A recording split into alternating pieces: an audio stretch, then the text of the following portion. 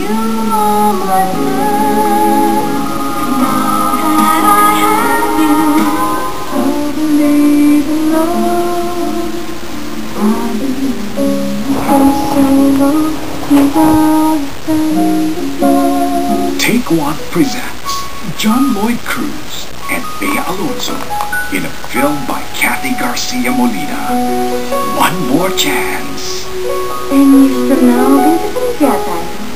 10, 11, 12, 13, 14, forever and ever! Promise? Promise. When love ends, How long should we hold on?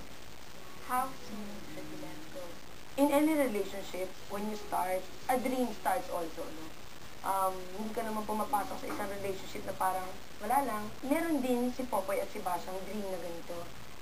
Pero tulad din ng bawat relationship, nagkakaroon ng problema along the way. It's a rough road going towards that dream.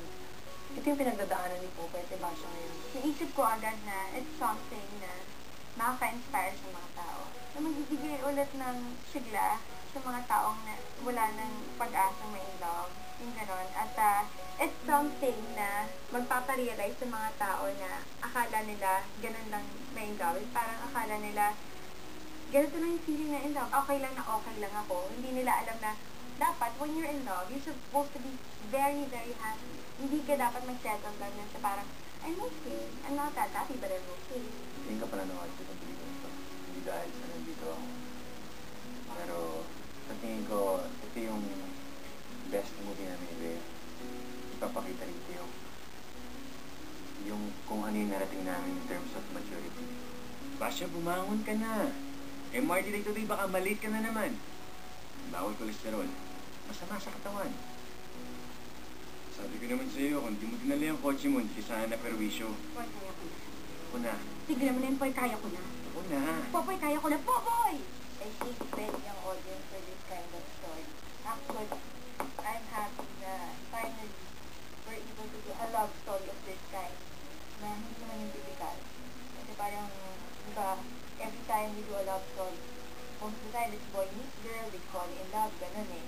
Pero this time we're starting with the separation, diba, with the breakup. Different, but basically it's very familiar to everyone. Feeling ko, kung gumawa tayo ng movie na katulad dito, na nag-start tayo na it's the beginning of the end and the end of the beginning. Lalo na yung mga fans nila na talagang mag-root for them, and the last few years naman, nag-experiment ng start in terms of the stories that we want to tell. Pero there's always something familiar dun sa mga kwento, no? And that familiar thing, yun nga, it's the human experience.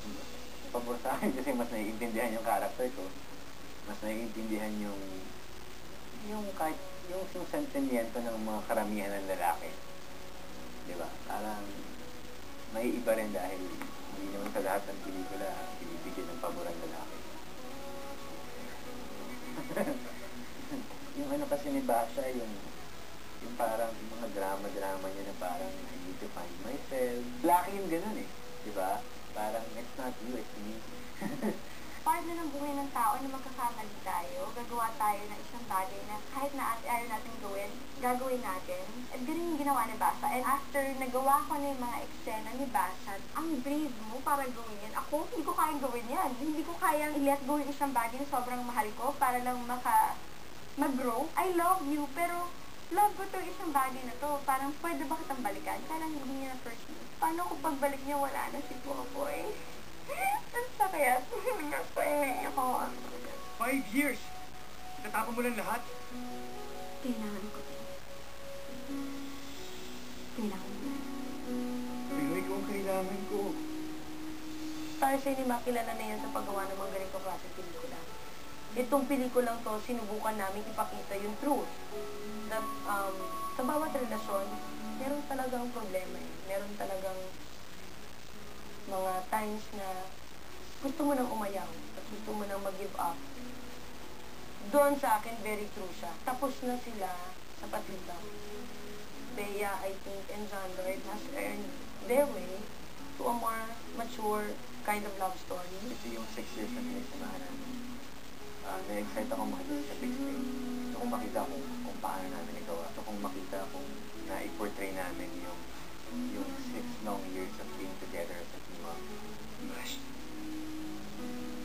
Popoy, this is Mark. Bago ko officially. Mark, si Popoy.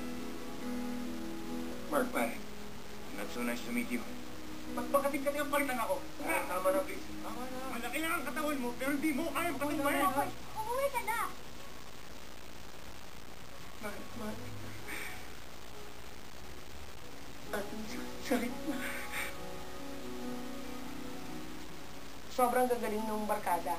They have each character representing each one of us. Derek is so professional in terms of continuity. Si Derek, bagay na bagay sa kanyang role dito sa pelikula kasi siya yung bubbly, and at the same time may sariling pain na kinikim-kim dito sa loob. Nahirapan po kami sobra dyan sa kissing scene ni Maha at ni John Lloyd na yan kasi unang si Maha naman talaga bata pa.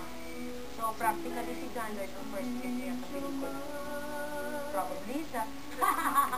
Probably first kiss sa buhay niya, alam mo yun? At ang kailangan, at hindi lang simpleng kiss, kasi itong si John Lloyd, ang iniisip si Basha, itong kamukha ni Basha, sinalikan. Yung halik na hindi si Ma. Kasi Ma, talagang megaling yung batang yun eh. Oh my God. Alam mo, sobrang napaka-high ng hopes mo. Sobrang parang nag-expect ka. Alam mo, parang feeling ko pagdating ko sa kotse, nung pinupunasan na ni Trisha yung mukha ni Popoy, bakit ako yung naging kabit?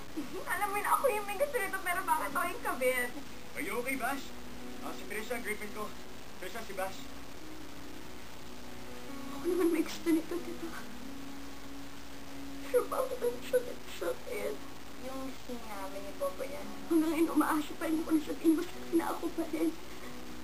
Ako na lang. Ako na lang uli. Pero wala akong karapatan magreklamo kasi fault ko. She loved me at my worst. He had me at my best. And he chose to break my heart. Minamahal ko yung mga linya nila. Yung mga linya ng characters.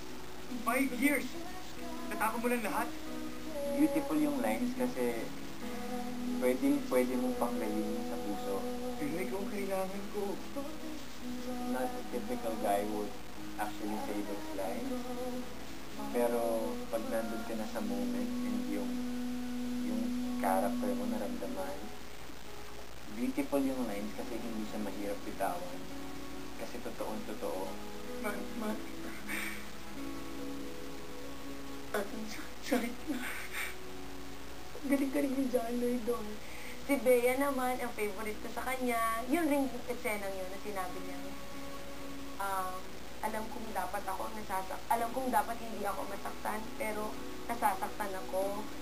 At gusto ko sana, ang sama-sama akong tao kasi gusto kong sabihin na sana ako na lang. Ako na lang uli. Like this yung sobrang overwhelmed ako. Na nabibigyan ako ng ganitong chance. To the point na hindi ko, do I deserve this? Parang gano'n. Parang kasi everything's going well with my life right now.